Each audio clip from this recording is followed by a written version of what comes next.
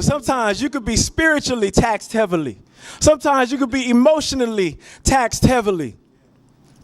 You ever had to deal with a child who would not stop crying? You could be taxed. You ever had to deal with coworkers who just hate you because you are you? You could be taxed. And they were oppressed. They were forced to do things that they didn't want to do. If a Roman soldier said, hey, I want you to carry my stuff for 1 mile, they had to do it. Their lives were not their own. And sometimes you may feel because of the problems in your life, your life is not your own. You're owned by this sickness. You're owned by this layoff. You're owned by this argument or this relational conflict. You feel overwhelmed. The disciples are not only overwhelmed by the issues, they were overwhelmed by disappointment. They left everything they had to follow Jesus, and then he gets killed. A lot of times I felt like that. I left everything I had. Even when I came to this church, soon as I said, I'm joining VX, my car breaks down, got to work at Chick-fil-A. It's just humiliating stuff. I feel like, Lord, why? Why did this happen right when I said I want to do this? Could feel overwhelmed by disappointment, overwhelmed by fear. They were afraid of the Jews. They were afraid that if they got Jesus and they killed Jesus, then they could be next. That's how I feel sometimes when I look at people. So something happens, I'm like, oh man, that could happen to me. I'm this close to being homeless. I'm this close. We could be overwhelmed by issues, public issues. There's terrorism in the world. There's AIDS. I read the other day that 1 in 50 kids in the U.S., the United States of America, are homeless. That's overwhelming.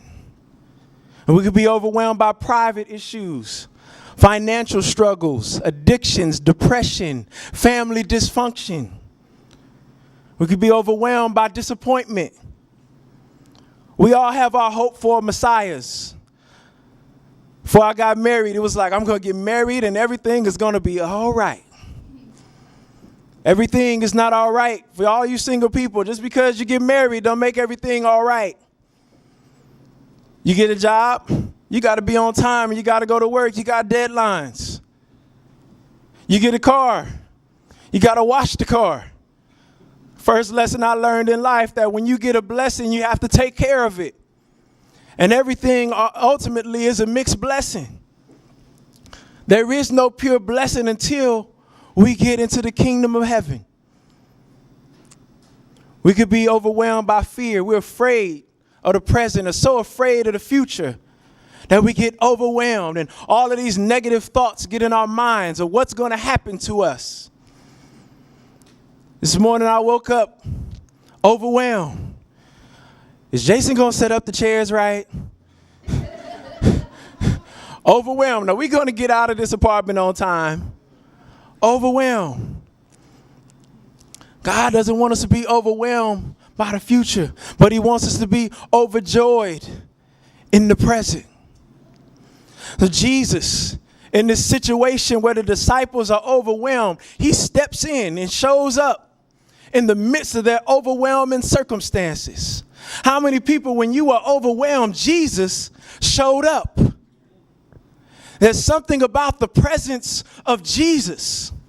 No matter what's going on in our lives, where there's chaos and disorder and confusion, where there's sadness and despair and doubt, all we need is for Jesus to show up.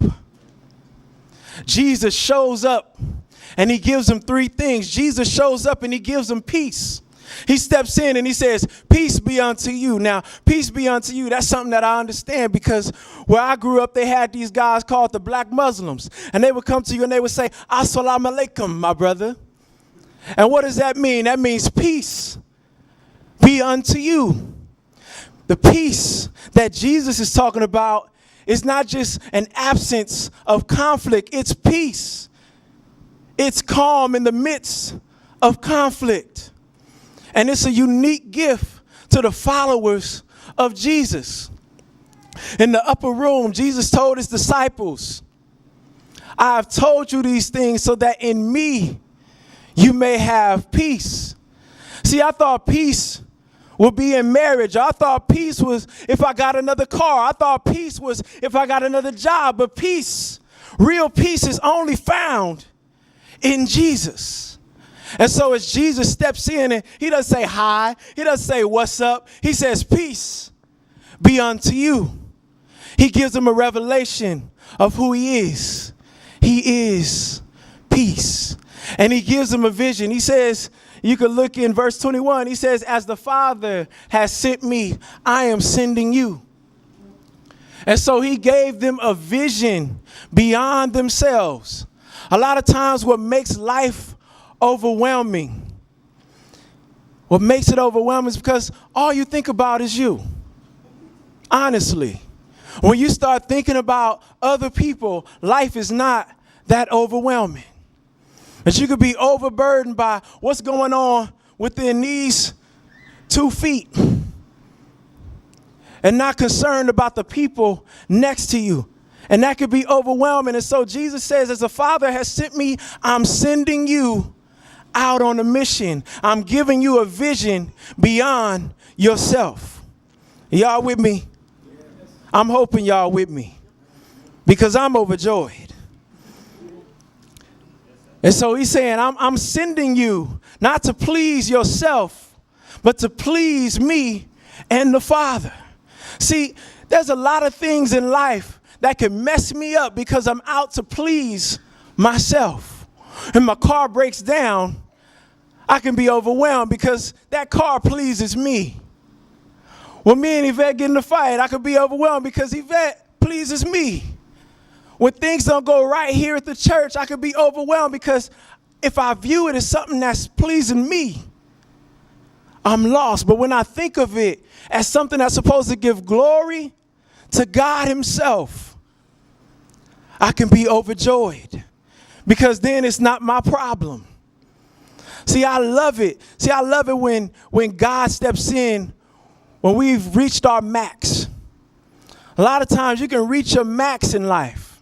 You keep trying to do things and you know it's too much for you. And we have to get Jesus. I love saying this all the time. I can't do it, but Jesus can do the heavy lifting. That'll come to you later.